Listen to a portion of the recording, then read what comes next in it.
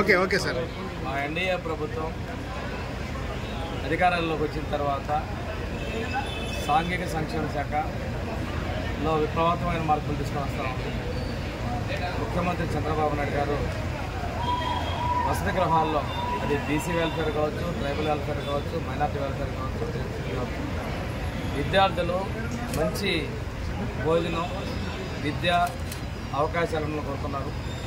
దానికి తగ్గట్టుగా విషయ స్కూళ్ళలో ఎక్సలెన్సీ సెంటర్లు పరిపాలించడం జరిగింది.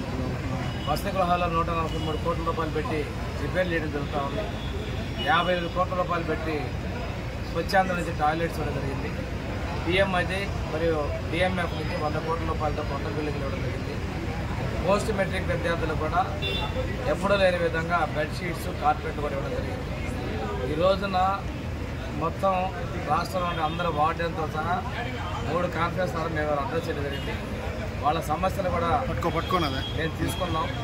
వాటన్నింటినీ పరిష్కరించి వసతి గృహాల్లో 100% అడ్మిషన్ చేయడం, 100% వృత్తిని సాధించే విధంగా చర్యలు తీసుకుంటూ వాళ్ళ కోసం సౌకర్యాలు పెంచే విధంగా మేము చర్యలు తీసుకుంటూ ఉన్నాం.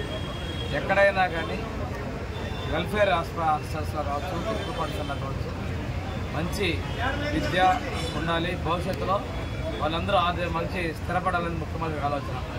వారు ఏదైతే P4 విధానం ద్వారా ప్రతి కుటుంబానికి సాధికారత, ప్రతి ఒక్క కుటుంబం నుంచి మంచి వాళ్ళు ఎడ్యుకేషన్ పరంగా కూడా ఎంపవర్మెంట్ సాధించాలని లక్ష్యంతో ఉన్నాం. వాటికి తగిన అవకాశాలు కింది స్థాయి నుంచి తీసుకెళ్లే విధంగా మేము ఈరోజు ఈ రివ్యూలో తీసుకోవడం జరిగింది. నెల్లూరు నుంచి కర్నూలు వరకు ఉన్నటువంటి అందరూ డీడీలు, ఏఎస్డబ్ల్యూస్, వార్డెన్స్ కూడా జరిగింది. ఈ రోజుతో రాష్ట్ర వ్యాప్తంగా అన్ని ప్రాంతాల్లో కూడా ఉన్నటువంటి వార్డు